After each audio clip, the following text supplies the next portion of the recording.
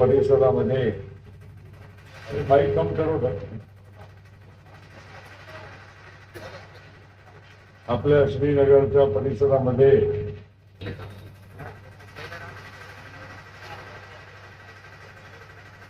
येणाऱ्या 2 तारखेला नगर परिषदसाठी निवडणुकी आहे आणि मतदान आपला सगळ्यांना करायचं आहे। आणि आमचे राष्ट्रवादी काँग्रेस पक्षाचे जे सर्व उमेदवार आहे त्या सर्व उमेदवारांना प्रभाग 21 मधून ज्योत्स्ना विनीत सहारे आणि निर्मला ताई मिश्रा, प्रभाग सुजीत वैद्य आणि सुनीता सोनपुरे आणि प्रभाग 9चे आमचे उमेदवार समन्वयता अध्यक्षासाठी डॉक्टर माधुरी नासरे यांना आपण आशीर्वाद द्यावा ही विनंती मी करत आहे। मित्रांनो, श्रीनगरच्या या परिसरामध्ये मी अनेक वर्षांना आणि विनीत आमच्या बऱ्याच वर्षापासून एक चांगला काम करणारा सहकारी आहे। निर्मलाताई सुद्धा या प्रभागामधून 2 वेळा नगरसेविका राहिल्या आणि त्यांच्या मनामध्ये सुद्धा खूप काम करण्याची तळमळ आहे आणि मागील अनेक वर्षापासून ते या भागाच्या लोकांची सेवा करत आहेत। डॉक्टर माधुरी नासरे त्यांनी त्यांची ओळख तुम्हाला थोडक्यात करून दिली, पण एक सुसंस्कृत महिला, PhD डॉक्टरेट, 35 वर्ष प्राध्यापिका, आज महिला अर्बन कोऑपरेटिव्ह बँकची अध्यक्षा आणि वगैरे वगैरे अनेक चांगले काम आणि संस्थांशी जुडलेली एक महिला आहे। आम्ही अशा उमेदवारांना जेव्हा निवडत असतो, काही ना काही काळ बदलते, काही नवीन चेहरे समोर यायला पाहिजे। आता विनीतनी खूप लांब काही तुम्हाला विषय सांगण्याचा प्रयत्न केला, नाव घेतला नाही घेतला, पण समझने वालों को इशारा काफी है। और मैं आपको एक कहना चाहूंगा कि मुझे बहुत अफसोस इस बात का है, कोई लड़े करे, हमको छोड़े, साथ रहे ना रहे वो अलग बात है, पर जिसके लिए हमने इतना सारा किया हो और आप सब लोग समझते हो इतना किया कि शायद ही गोंदिया में किसी एक व्यक्ति या एक परिवार के लिए इतना किया हो, और उसके बाद भी ऐसी पावती मिले तो अफसोस की बात ही होती है। जे आमच्या बरोबर प्रामाणिक नाही राहू शकत, मग त्याच्याबद्दल मी काय म्हणावं। मी माझी एक तुम्हाला माहित आहे स्वभाव आहे, मी कोणाच्या बद्दल वाईट बोलत नाही। गोंदियाच्या कुठल्याही माणसाला विचारा, मी कधी कुठल्याही भाषणमध्ये किंवा व्यक्तिगत जीवनामध्ये मी दुसऱ्यांच्या बद्दल कोणाच्या बद्दल वाईट बोलत नाही, पण म्हणून तुम्हाला सांगितलं, समझने वाले समझ जाओ और ना समझे वो अनाड़ी है, आपको नहीं बोल रहा, उनको बोल रहा हूं।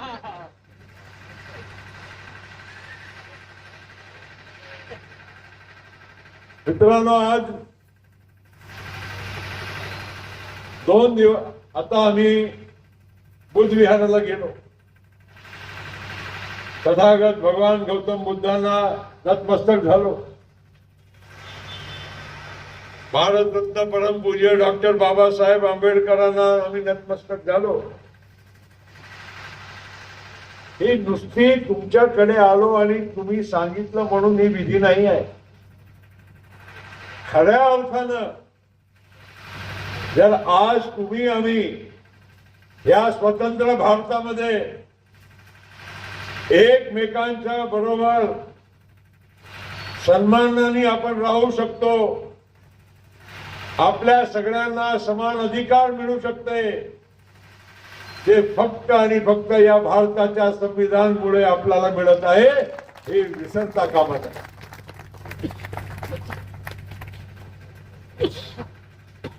आपको बताता हूं कि 26 जनवरी 1950 जिसको हम गणतंत्र दिवस मनाते हैं, उस दिन हमारे भारत का संविधान हमने अपनाया, लागू किया. हमको हजारों वर्षों की जो एक परंपरा थी, जातिवाद की, भेदभाव की, स्वर्णों की और दलितों की, ये सारी विषमताओं को एक हमारी पुस्तक संविधान की जो बनी, उसने वो हजारों हजारों साल की सब बातों को मिटा दिया. वो हमारी गीता भी बन गई, कुरान भी बन गया, बाइबल भी बन गया, वो आपका हमारा धर्म बन गया. जो अमेरिका, प्रगतिशील अमेरिका जिसको बोलते हैं, आपको मालूम नहीं होगा कि जब 26 जनवरी 1950 को हमको, महिलाओं को, सभी वर्ग के लोगों, जाति के, धर्म के लोगों को वोट का अधिकार बराबरी का मिला, तब उस दिन अमेरिका में महिलाओं को वोटिंग का अधिकार नहीं था. काली चमड़ी के लोगों को वोटिंग का अधिकार अमेरिका में नहीं था. मगर हमारे भारत में डॉक्टर बाबा साहेब आंबेडकर ने जो सुंदर संविधान बनाया, आपको, हमको अमेरिका से पहले वो अधिकार मिल गया. ये जरूरी है, समझना चाहिए. हम सब लोगों को अगर आगे बढ़ना होगा, भारत को आगे बढ़ना होगा, गोंदिया को आगे बढ़ना होगा, त्या संविधानाच्या हिशोबाने आपला सगळ्यांना चालावं लागणार आहे. काही लोक मागच्या वेळी म्हणत होते संविधान बदलेल, अमुक होईल, तमुक होईल. मी तुम्हाला सांगू शकतो, कोणी मायगा लाल नाही की जे या भारताच्या संविधानाला हात पण लावू शकतो. कोणी असो, कोणाची सरकार असो, ते हात लावू शकत. आणि म्हणून मित्रांनो, आज आपल्याला देशाची प्रगती करायची आहे. जोपर्यंत देशाची प्रगती झाली नाही तर तुमची आमची काय होणार? गोंदियाची प्रगती नाही झाली तर तुमची माझी काय होणार?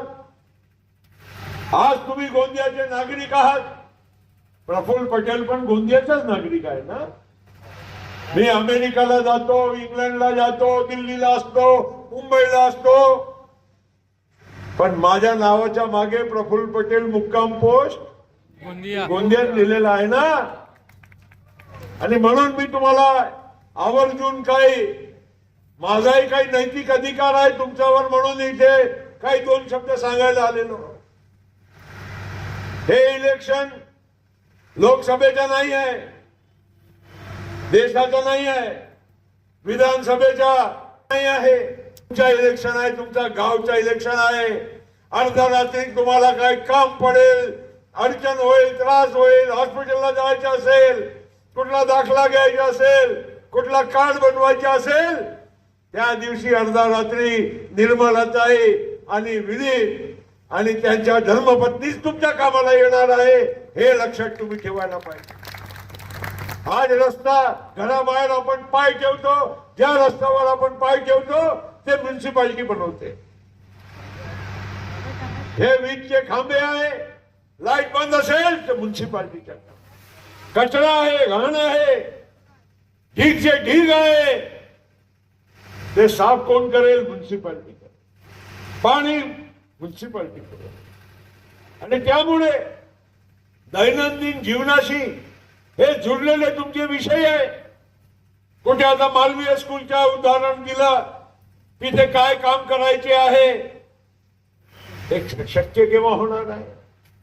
जेव्हा तुम्ही चांगल्या लोकांना निवडून तिथे पाठवणार तेव्हाही सगळे काम होणार.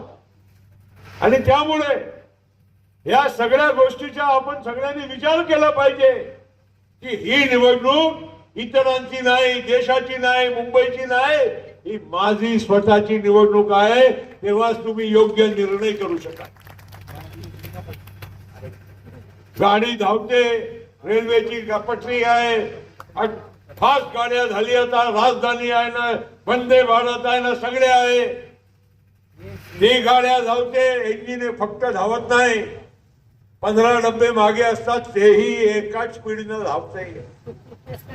खाली इंजिन पुढे नाही चालत. माधुरीत आहे, एकट्या इंजिन असेल तर मागे डब्बे लागणार आहे सगळ्यांना. म्हणजे प्रफुल्ल पटेलांना तुम्ही म्हणाल हे करा ते करा, अरे प्रफुल्ल पटेल इंजिन असेल तर हे सगळे मागे पण डब्बे लागेल ना. प्रफुल्ल पटेल काय करेल एकटा, ते पण विचार केला पाहिजे. कशा लोकांना आजपर्यंत तुम्ही जबाबदाऱ्या दिले, विकून टाकली तुमची म्युन्सिपालिटी.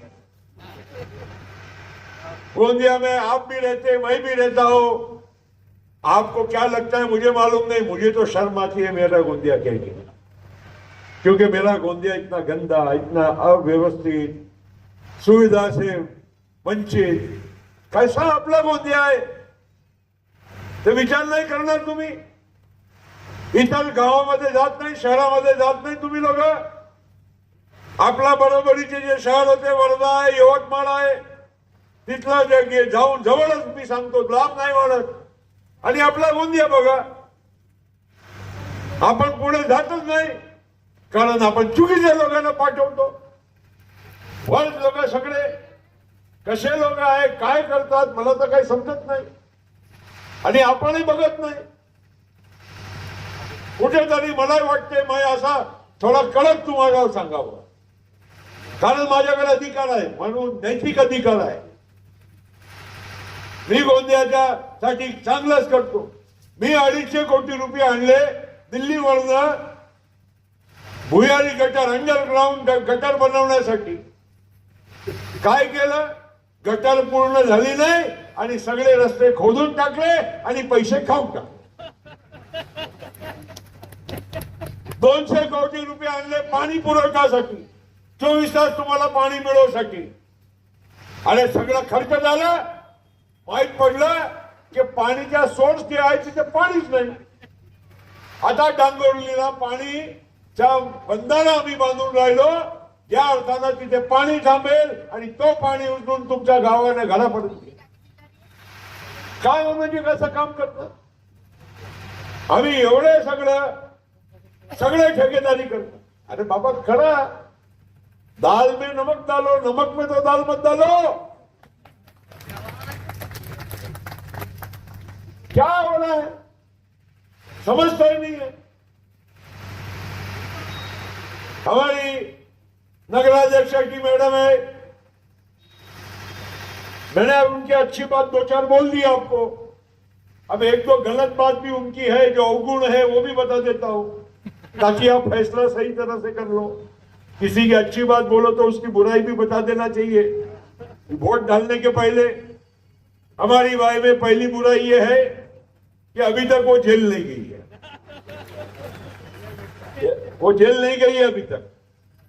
और दूसरी, क्योंकि उसने फर्जी कोई कागज दस्तावेज बनाए नहीं है, तो जेल अभी तक नहीं गई है. और दूसरी उसकी बुराई ये है कि शाम को आपको किसी बार या मधुशाला में नहीं मिलेगी. ये 2 चीज हमारी भाई के अवगुण है. ये सोच समझ के आप वोट देना. पहले बता दिया, बाद में बोलना नहीं कि बताया नहीं था. काय चल रहा है, कैसे कैसे लोग खड़े हैं और उनको वोट देना, ये हम सोच रहे हैं क्या हो गया हमारे गांव को. कैसे लोग खड़े और हम उसके बारे में सोचेंगे.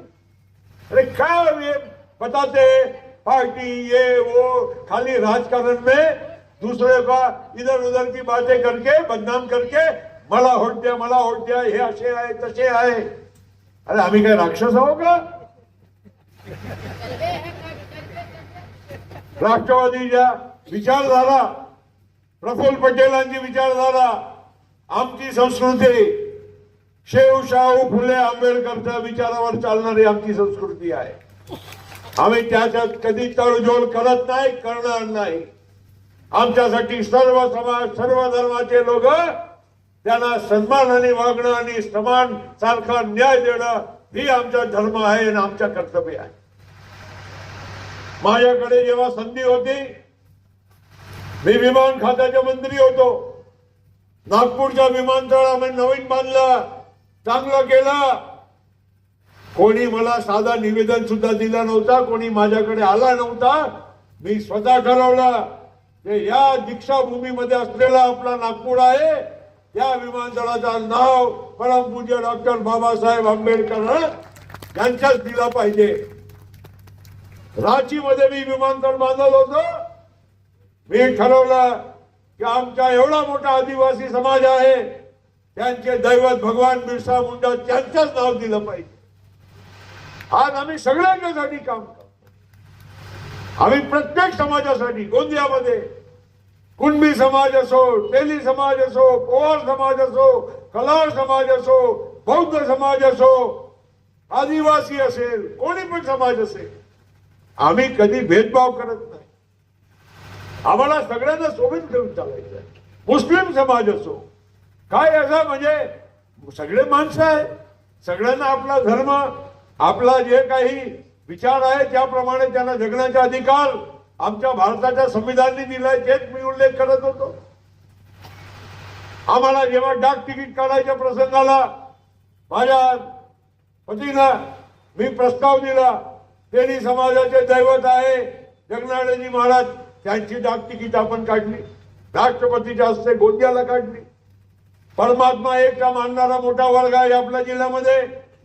बाबा जुमदेवजीची डाक तिकीट काढले, मी काढून दिली. धीवर समाजाचे दैवत भगवान एकलव्य आहे, त्यांची डाक तिकीट काढण्याचं काम मी केलं. मी का म्हणत आहे की आमच्यासाठी सगळे सारखे. आम्ही कधी असा भेदभाव करून कधी, आणि देशात नाही चालत. कोणी काय म्हणत असेल, कोणी तुम्हाला शेकायची असेल त्याप्रमाणे तुम्ही राजकारण करता. आम्ही असा राजकारण करत आणि करणारही नाही.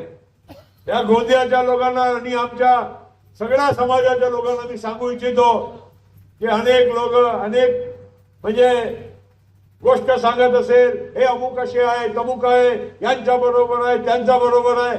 आम्ही आमच्या विचारांच्या बरोबरच आहो, या भारताच्या संविधानाच्या बरोबरच आहो आणि राहणार आहो. म्हणून आज काम करायचे आहे. काम सत्ता के बिना नहीं होता है, ये भी याद रखना. सत्ता इसलिए नहीं चाहिए कि सत्ता की मदोशी आवे. सत्ता इसलिए चाहिए कि लोगों की सेवा हो, लोगों की अपेक्षाओं के हिसाब से काम होना चाहिए. और इसीलिए जब तक अच्छे लोग चुनकर नहीं जाएंगे, अभी विनीत ने कोविड की बात कही, पुरानी बात हो गई, 4 साल पुरानी. और मुझे मालूम है क्या क्या करना पड़ता था उस कोविड के एक बहुत संकट के काल में. लोग भूल जाते हैं लोगों की जान ऐसे बैठे बैठे, और कोविड ने कोई बड़े को बख्शा नहीं और गरीब को भी बख्शा. सबको कोविड ने उसी तरह से मारा. क्या हाल होते थे. ऑक्सीजन नहीं, रेमडेसिविर नहीं, 24 घंटे हम लोग इसको फोन उसको फोन. किसके लिए. हमारे लोगों के लिए. कोविड में लॉकडाउन था, सब बंद था.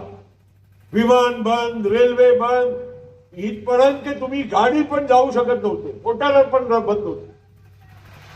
पोलीस थांबत होती, नाही जाऊ शकत. मी स्वतः, मी आणि माझी पत्नी गाडीत बसलो, मी चालवली आणि थेट मुंबई ते गोंदियापर्यंत मी आलो. कशासाठी. मी मुंबईला आरामाने घरी राहू शकलो असतो. मी इथे आलो, थांबलो, 2 महिने थांबलो. कारण मला वाटत होतं की गोंदियाला मी नाही गेलो आणि आपल्या लोकांना आपण तिथे राहून जर मदत केली तरच लोकांना फायदा होणार आहे. एवढा लांबून आपण काय करणार आहोत. म्हणून मी इथे येऊन थांबलो. मित्रांनो, हे काय गिनती करण्यासाठी नाही, माझी भावना आहे. मी किती मोठा झालो तुम्ही करेल कोणासाठी, माझ्या गोंदियासाठी पहिलं करेल, माझ्या जिल्ह्याच्या लोकांच्यासाठी करेल, माझ्या भंडारा जिल्ह्याच्या लोकांच्यासाठी करेल. हा माझी प्राथमिक जबाबदारी आहे, त्याचं मला भान आहे. आणि म्हणून मी आपला सगळ्यांना सांगायला आलेलो. इकडे तिकडे सगळे उभे आहे, ऐसे बोलेंगे, अरे इनको वोट मत दो, ये ऐसे लोग हैं, उनको मत दो. अरे मैं आपको बताता हूँ, काम करने वाले लोगों के साथ रहो तो ही आपका भला है. और इसलिए ये चुनाव जो है ना, ये देश का चुनाव नहीं है, विधानसभा का, मुंबई का चुनाव नहीं है, ये आपके खुद के विकास का और भले का चुनाव है. इसमें आप हमारे इन सभी उम्मीदवारों को घड़ी के निशान पर आप वोट देंगे, इनको जिताएंगे. और उनके पीछे आप ये भी याद रखिए कि ये अकेले नहीं है, इनके पीछे प्रफुल्ल पटेल भी खड़े हैं. ये बात आप याद रखिए और इनको जिताइए. यही मैं आज के दिन आप लोगों को बहुत बहुत शुभकामनाएं देते हुए आपकी रजा लेता हूं. धन्यवाद. जय हिंद, जय महाराष्ट्र, जय भीम.